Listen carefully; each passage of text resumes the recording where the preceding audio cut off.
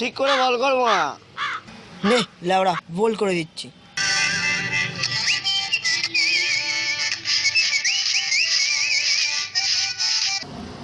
নে লেওড়া ছক্কা।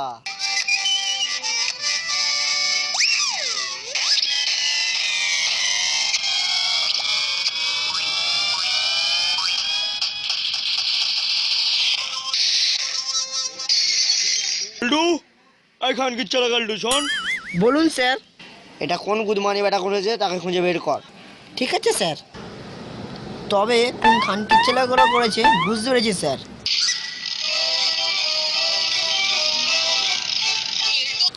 খানকির ছেলেটা আমাদেরকে ফ্যাসাদে ফেলতে পারে, ও আমাদেরকে সন্দেহ করেছে, এটা আমি স্যারের কাছে বলতে শুনেছি। আমরাই ওকে খানকির ছেলের মজা দেখাবো গুড মর্নিং ব্যাটাকে।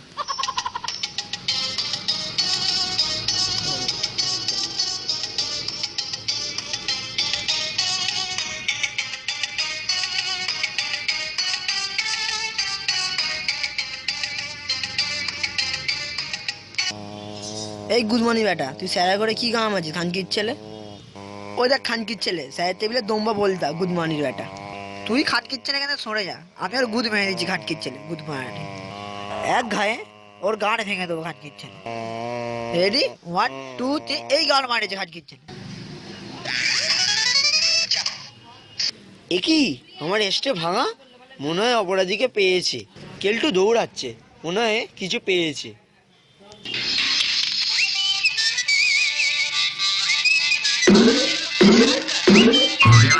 স্যারের হুকুম আছে এরকম করলে ভক্কম খেলাতে। এই মকায় গুদমানি বেটার গাঁড় ভেঙে দেবো। দেখ বেত কোথায়, বেত কোথায়, বেত কোথায়, এই তো। এই যা।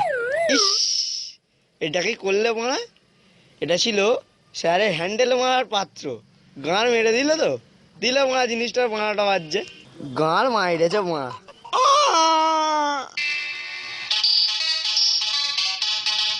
বুড়ো জানতেও পারবে না এটা আমার কাজ মারা।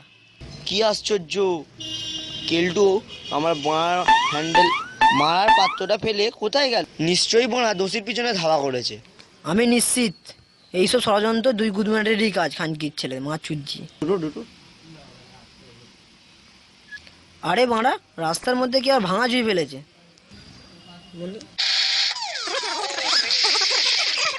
কেলটু খানকির ছেলে, বল মেরে জানলার কাঁচ ভাঙলি, তার মানে সব কাজ তুই করেছিস। স্যার না না স্যার, হ্যাঁ হ্যাঁ হ্যাঁ। পালাচ্ছিস কথা খানকির ছেলে? দাঁড়া দাঁড়া একবার, তোর মায়ের গুদমারি, দুটো কাঁচ, একটা অ্যাস্ট্রে, একটা হ্যান্ডেল মারার পাত্রের দাম দিবি, তারপর খানকির ছেলে দাঁড়া, তোর গাঁড় ফাটাচ্ছি, দেখ তুই।